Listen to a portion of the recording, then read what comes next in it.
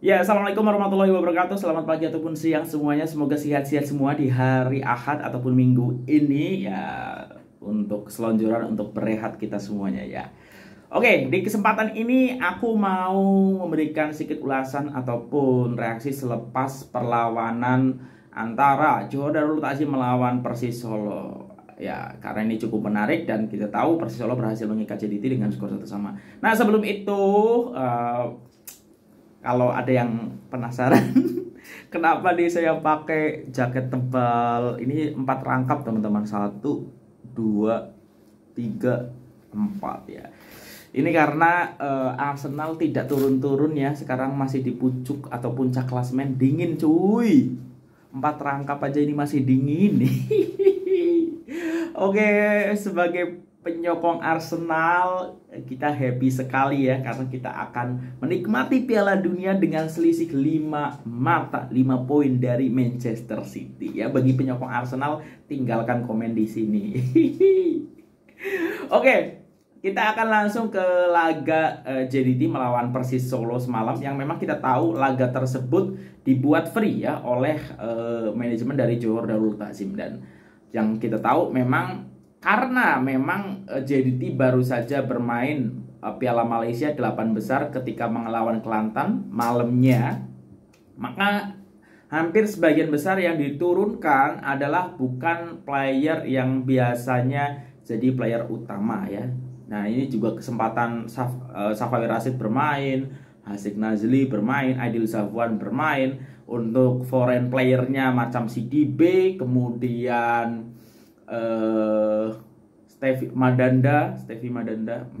Madinda. Terus siapa lagi ya? Yang player importnya tuh? Ya itu ya, CDB sama Madinda. Iya, Madinda kan namanya, bener kan? Kayaknya agak-agak tukar-tukar gitu. Nah, kemudian Daniel Ting juga bermain, pemain yang jarang diturunkan ya karena belum lama juga di JDT. Sumareh bermain, kemudian Eskunanlan. Untuk wing kanan kiri ini Ramadan Saifullah dan juga tadi Safawi Rashid ya yang diturunkan. Daniel Amir juga dimainkan, bahkan Hazwan Bakri pun dimainkan. Nah, yang menarik Daniel Amir, dan ada 2 atau 3 player yang memang sempat bermain di Piala Malaysia semalam ya, tapi memang dari bangku simpanan. Nah, sedangkan Persis Solo juga menurunkan player utamanya, dan juga ada player muda macam Altaf ya yang diturunkan. Dan yang menarik di sini tentu adalah nama Rodriguez ya. Ini adalah striker yang dimiliki JDT 2 sebelum ini ya, sebelum ke Persis Solo.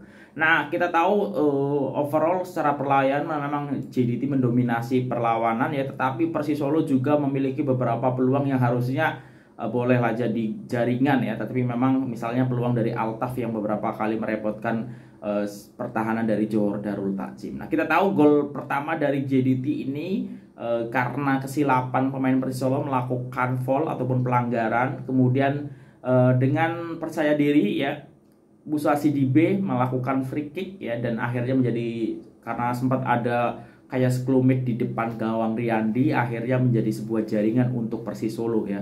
Untuk JDT. Jadi 1-0 di separuh masa, kemudian berlanjut di babak kedua. Di babak kedua memanfaatkan kesilapan dari Eskunanlan yang berhasil diintercept oleh pemain nomor 10 dari Persis Solo, yaitu Messi Doro.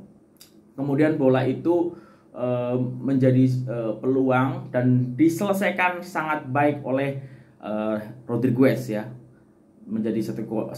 Dan di situ juga Rodriguez tidak melakukan selebrasi ya, layaknya menghormati klub yang pernah dibela beliau, yaitu Johor Darul Takzim 2 gitu.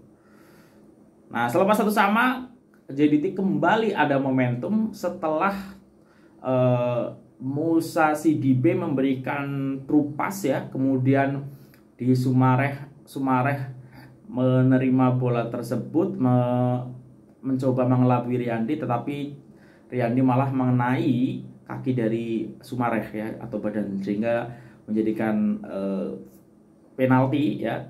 Di sini Lord De Paula yang mengambil dan tidak masuk, teman-teman. Nah, ini cukup di Twitter juga ada beberapa yang mengomentari soal performa De Paula. 1-1 ya.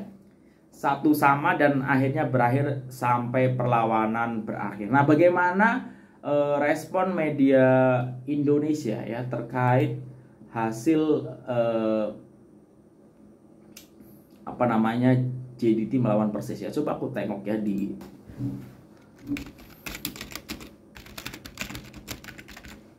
ada beberapa yang memberi ulasan soalnya ya. Ya banyak ya, misalnya banyak yang mengupdate skor akhir uji coba Persis versus JDT. Untung dia digagalkan penalti lawan ya. Yang memang meng-highlight kontribusi Riyandi yang berhasil menghalau sepakan penalti dari siapa namanya, De Paula ya. Itu menarik. Dan selain itu aku juga ingin menyajikan postingan ya dari Head of Media Persis Solo, yaitu Barcelona Brian Barcelona. Dia memposting yang memberikan hasil dari kunjungannya ke Johor Darul Takzim ya. Yesterday I had a very engaging conversation with JDT Sporting Director Martin Press. During my visit to JDT headquarters, I asked him, "What keeps you hungry even though you have won a lot?"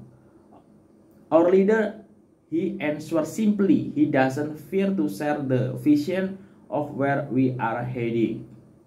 Nah, pokoknya intinya di sini terjadi perbincangan ataupun conversation, temu bual ya antara Head of Media Persis Solo nih, Barcelona Brian, dan juga Press ya, selaku sporting direktur olahraganya lah ya istilahnya.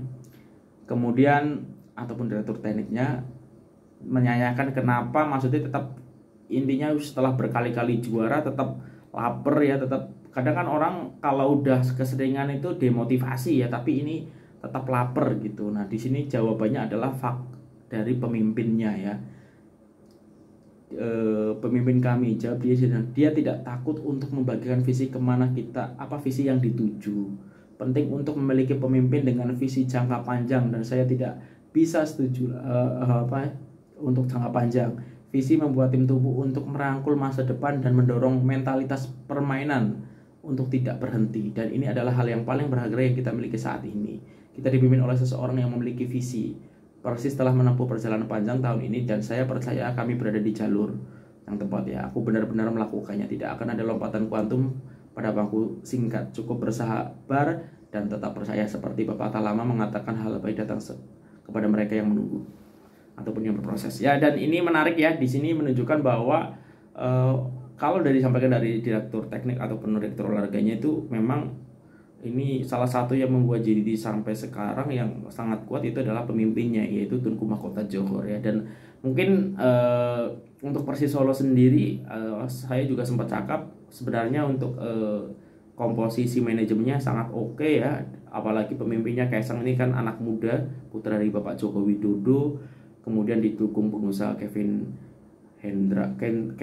kemudian ditambah ada Erick Thohir juga. Jadi sebenarnya secara kapasitas ya untuk membangun atau meningkatkan level dari Persis Solo sangat-sangat mungkin gitu. Jadi kita tunggu saja nanti progres dari Persis Solo ke depannya. Ini menarik lah ya. Dan kembali ke perlawanan ya antara Johor Darul Takzim melawan Persis Solo, dan menarik juga kalau aku tengok di live-nya ya, itu kayak Jordi Amat itu juga menonton perlawanan tersebut ya. Kita tahu Jordi Amat tidak bisa turun ya, karena semalamnya itu habis main melawan Kelantan ya, dengan agregat yang sangat telak ya. Itu menarik ya, dan kita ya sekali lagi ini menunjukkan bahwa JDT ini bolehlah menjadi referensi untuk klub-klub khususnya di Asia Tenggara termasuk Indonesia yang memang mungkin gini ya, perbedaannya kenapa ya semalam nih JDT melawan Persis Solo yang notabene Persis Solo kan ini adalah tim kasta tertinggi Liga 1 ya. Dan melawan yang hampir mayoritas pemain JDT ya bukan player starting 11 lah ya yang dimiliki oleh Johor Darul Ta'zim. Kenapa bisa seimbang, bahkan JDT cukup lebih mendominasi ya, bahkan lebih boleh unggul kalau penaltinya tak masuk ya. Kenapa dengan bukan pemain intinya saja JDT ini boleh menahan Persis Solo bahkan hampir menang ya? Mungkin karena gini ya, karena selain memang secara taktikal pattern dari ataupun visi yang diinginkan TMJ itu sudah terbentuk dari sejak lama ya, permainan dari kaki-kaki dan segala macam itu yang disukai oleh TMJ, dan itu entah siapapun pelatihnya, falsafahnya ataupun filosofi permainannya harus seperti itu, tinggal ya perkembangan dikit-dikit gitu. Dan itu memang sudah ditunjukkan Benjamin Mora makin komplit setelah sering menggunakan formasi 3-5-2